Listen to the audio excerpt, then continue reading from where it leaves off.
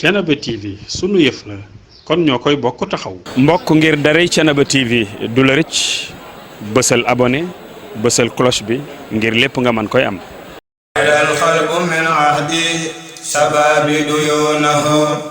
xadal xalbu min ahdi shababi duyunahu.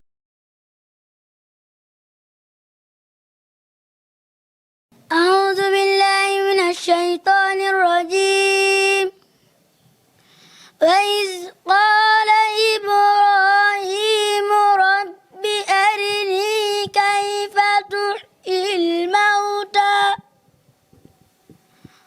قال أولم تؤمن قال بلى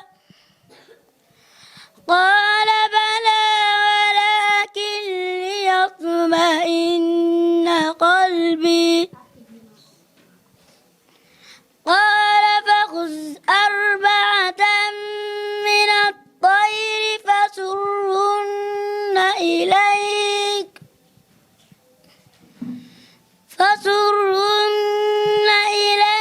ثم اجعل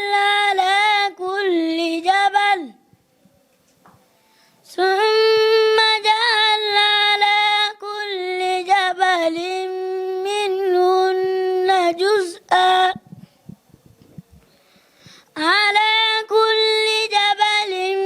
منهن جزءا ثم ادعهن يأتينك سعيا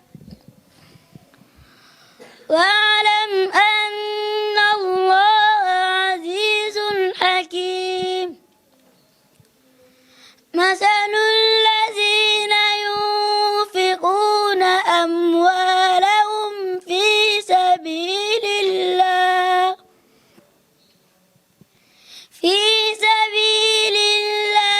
كمثل حبة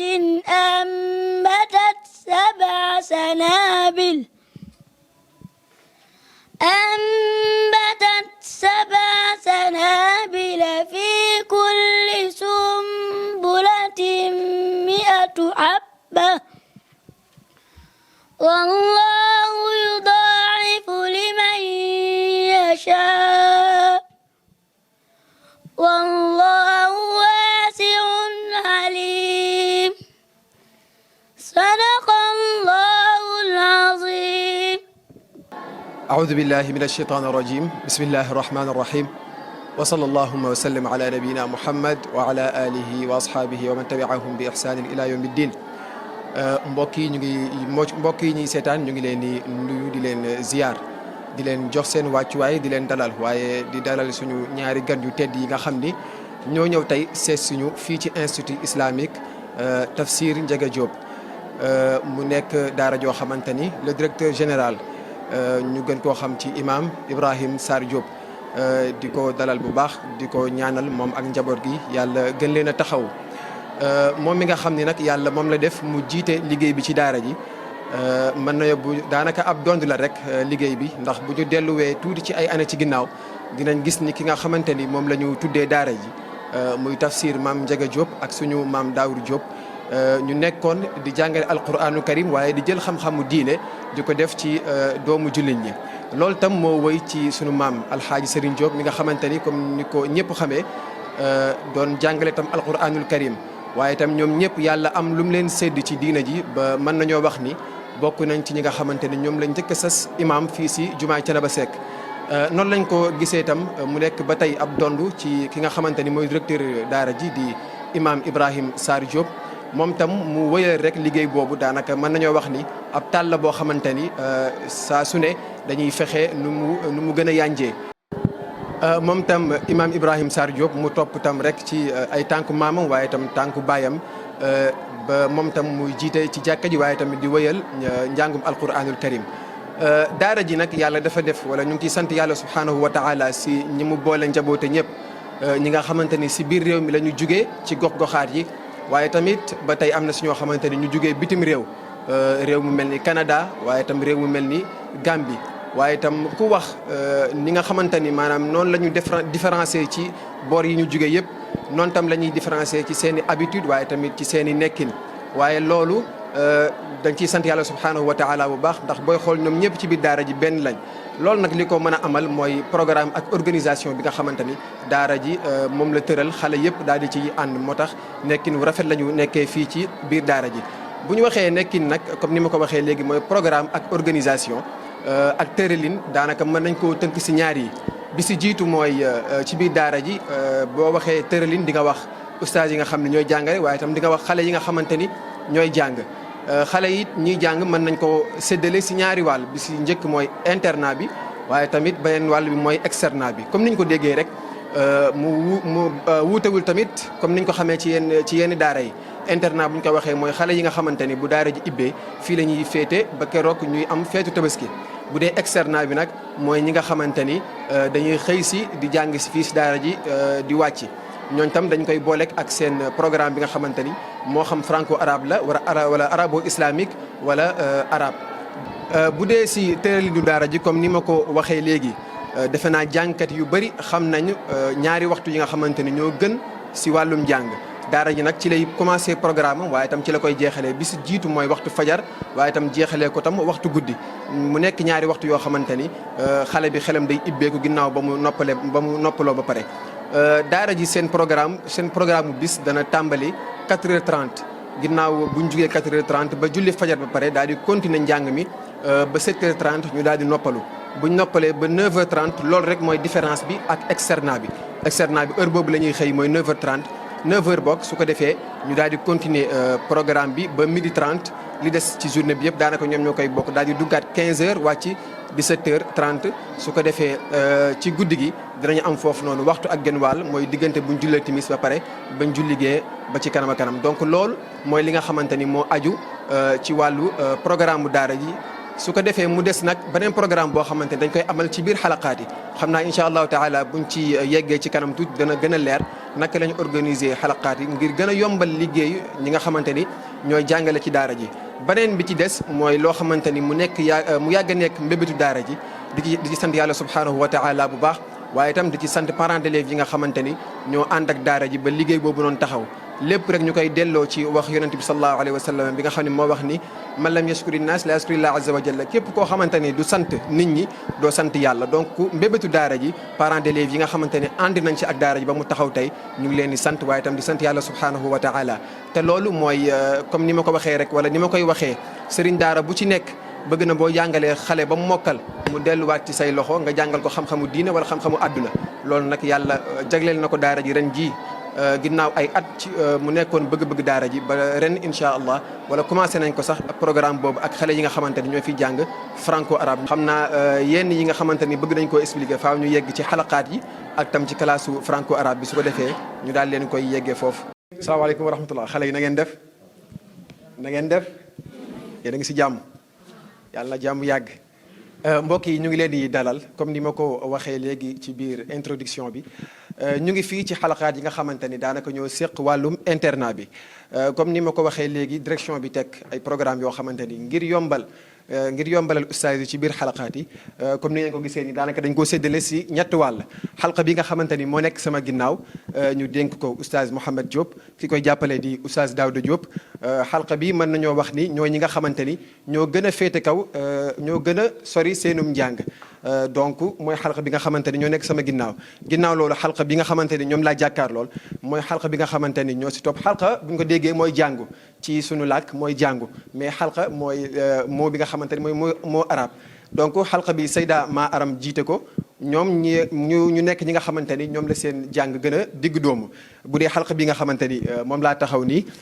Sayda Fari Seck moom moo ko yor nekk xalqa boo xamante ni mooy tahajji bu ñu ko waxee mooy fer ijji ñi nga xamante ni bu ñu ñëwee ci daara ji te fer guñu ijji fi la ñuy commencé gën gaa sori bu ñu amee juróomi xisib ci alquran dañ leen di tuxal ci yeneen xalqa yi nga xamante ni ñoo si topp kon lii mooy li nga xamante ni moo aju ci wàllu internat bi xam naa bu ñu yeggee ci externat bi foofu tam danañ leen leeral naka la ñu doxalee ak programme bi foofu noonu. mbokk yi kon loolu moo féete woon ci côté bi nga xamante ni mooy externat bi mooy internat yi boobu ñu ngi fii ci xalqa bi nga xamante ni ñooy externat bi xam naa bala ñoo continuer wax ji incha allah damay woo benn xale mu daan ñuy jàngal leen ci alquranu karim su ko defee ñu daal di continuer jotaay bi. a'uuzu billahi minash shaytaanir rajiim. بسم الله الرحمن الرحيم ألف لام ميم صاد كتاب أنزل إليك فلا يكن في صدرك حرج منه لتنذر به وذكرى للمؤمنين اتبعوا ما أنزل إليكم من ربكم ولا تتبعوا من دونه أولياء قليلا ما تذكرون وكم من قرية أهلكناها فجاءها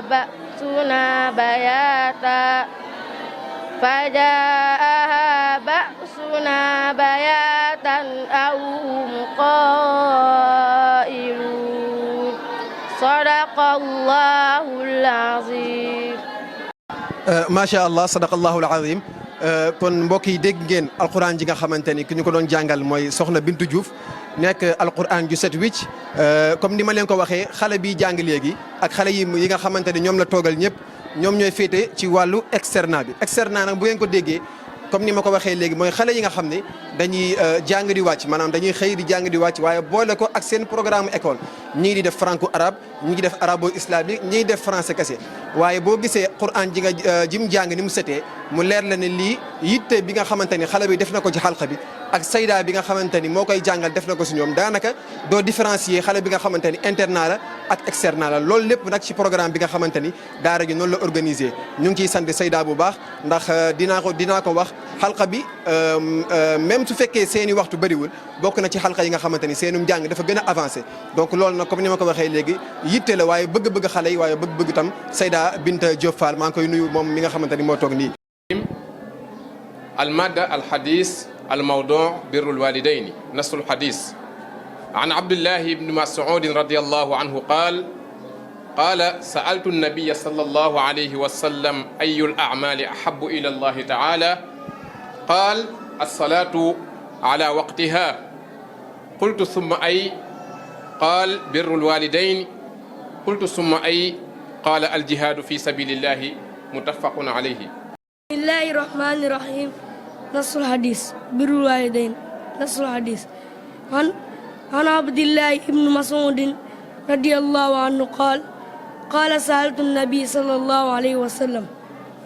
أي الأعمال أحب إلى الله تعالى قال الصلاة في وقتها قلت ثم أي قال بر الوالدين قلت ثم أي قال jihaadu fi sabilillah muttafaqun alayhi. mbokk yi comme ni ngeen ko gisee nii léegi lii nga mooy li nga xamante ni moom laa doon junj léegi ci franco bi nga xamante ni yàlla subhanahu wa taala baaxee nañu ren ji ñu daal di koy amal fii ci biir daara ji xam naa bala ñoo sori ci kàddu yi dañuy jox al imam al oustaz Ibrahim Sarr Diop su ko defee mu daal ñuy wax tuuti ci franco bi ginnaaw bañ ko ibbeeg léegi xale yi seen avancement seen wàllum njàng ak moom tam lan la ci séntu fii ak ay année ci kanam imam. waaleykum salaam wa rahmatullahi wa barakaatuhu Oustaz Moustapha ñu ngi lay nuyu bu baax di la ziar di nuyu suñu mbokk yi tedd yi tabaarakallah waaw comme ni nga ko laajee rek ñu ngi ci franco arabe bi ni nga ko gisee nii ginnaaw bi ñu mokkale alquran xale yi lañ leen indi fii di leen jàngal franco arabe ndax dañ ni mokkal alquran ba pare yem ca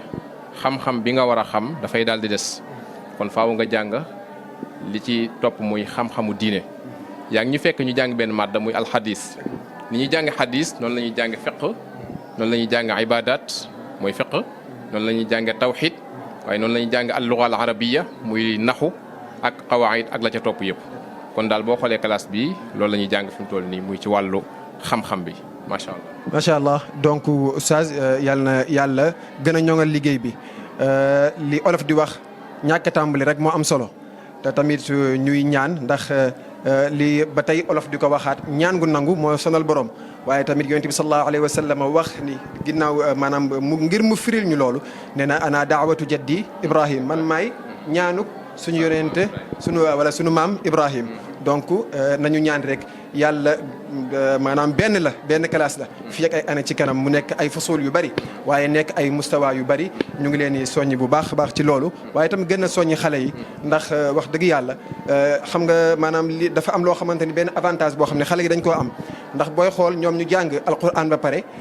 mënoon nañoo dem jàngi franco arabe ci biti ci école mbedd yi waaye li ñu avantage bi ñu am oustaz mooy ñii dañuy jàng xam-xamu diine maanaam dañuy jàng waaye tamit ki leen di jàngal di saytu alquran ji ñu jàng ndax ñu ngi koy appliqué wala déet te daanaka xam-xamu diine lépp ci alquran lañ ko jëlee donc kon ñu ngi leen di soññ bu baax xale yi ngeen gën a góorgóorlu fi oustaz jaar man ma jaar fi keneen ak keneen jaar fi bu ngeen fa jaaree rek yàlla daal leen yeggale fa ngeen jëm kon oustaz ñu ngi leen di nuyu bu baax baax di jégalu tam ci dagg liggéey bi. noonu la xewal la ñu ngi leen di jaajëfal bu baax yéen tam ci liggéey bi di jaajëfal gars yi. jërëjëf bàyyi leen rek ngeen àggale seen liggéey. baax na jërëjëf ñu mën a àggale fii. jërëjëf jazakumullahu khairan. jazakumullahu khairan. Bonsoir. Je m'appelle Ibrahim Ahmed Niass, mémorisateur du Saint-Coran par Riwayat Al-Hafs. Celui-ci que j'ai mémorisé en 2020, l'année qui marquait mes 12 ans, et j'étais la première personne qui a récité le Saint-Coran dans l'Institut islamique Tafsir Ndiaga Diop de Thiénaba. Je suis élève de la classe de 5e au CM franco-arabe de Thiénaba.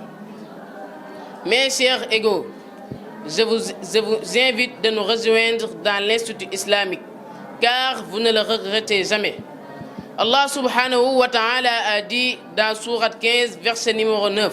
« C'est nous Dieu qui vous ont envoyé ces messages et c'est nous qui les garantirons et prendrons soin de tout croyant qui apprendront ces paroles. » اسمي بحسين سك لقد حفظت القرآن الكريم الحمد لله في معهد تفسير نجاga Diop عام 2022 والآن أواصل دراستي في قسم التعليم العربية والفرنسية والسلام عليكم ورحمة الله ورحمة الله وبركاته maa ngi tudd Mohamed Lo dëkk Dakar mokkale fii si daara Tafsir Ndiaga Diop ginnaaw ma mokkale Alquran nag maa ngi continuer sama jàng si franco bi asalaamaaleykum wa rahmatullah asalaamaaleykum wa rahmatullahi wa barakatuh ismi Matikaay حفظت القرآن الكريم برواية حسن عن عاصم ما زلت أواصل الدراسة في التعليم العربية والفرنسية في معهد تفسير Ndiaga Diop. kon mbokk yi niñ ko gisandoowee ginnaaw visite bi nga xamante ni moom la ñu amal ci biir daara ji daanaka ab talxiis la rek mooy ab tënk rek donc ñu ngi dellu di sant yàlla subhanahu wa taala bu baax a baax ci xéewal yi ñu defal waaye tamit dellu di sant suñu ñaari gan yi ak liggéey bi nga xamante ni ñu ngi koy amal fii si Thiénaba ak si biir Thiénaba di Thiénaba TV ak Thiénaba 24 ne yàlla subhanahu wa taala mu dool leen ba njëkk ko fii ak déwén niki noonu tam di sant parents d'élèves yi bu baax a baax ak képp koo xamante ni dugal na loxoom ci biir daara ji wala dugal na loxoom ci yeneen i daara yàlla taxaw ñoom ñëpp xam naa pour terminer rek dinañu lancer appel ndax comme niñ ko xamee daara ji dafa jub ci conférence boo xamante ni daf koy amal ñaari at yu nekk bii nag ñëw na ba pare donc ñu ciy woo mbokk jullit yëpp di ci woo képp koo xamante ni soppeeb alquran la comme ni ngeen ko gisee daanaka jàpp nañ date bi incha allahu taala mu ngi nekk weer wi nga xamante ni moom lañ dëgmal ci premier week-end dimanche le 2 février dimanche le 2 février incha allahu taala ci la ñuy amal conférence boobu ngir sargal doomi daara ji nga xamante ni yàlla dafa def ñu mokkal téere bi di alquranul karim ni yàlla subhanahu wa taala mu yóbbu ñu si jàmm incha allah ni ki noonu tam di ko sant ci xéewal lim ñu defal waaye defal ko daara ji wa axiru daawana an alhamdulillahi rabbil alamin wassalaamu aleykum wa rahmatullahi wa barakatuh. Thiénaba TV à votre disposition pour la couverture de vos événements, pour la couverture médiatique des grands événements. Thiénaba TV avec vous avant, pendant et après. bokk jërëjëf ci ànd ak nga ànd ak ñun suñuy programme ngir gën ko mën a wéyal nag daañu sàkku ci yéen ay ndimbal ngir yokk matériel bi ngir liggéey bi gën a jëm ca kanam. kon mbokk ku ci am lépp looy yónnee mën nga koo yónnee ci numéro yi di affiché ci écran bi sant ak ngërëm ñeel na leen ci ànd ak ngeen di ànd ak Thiénaba TV.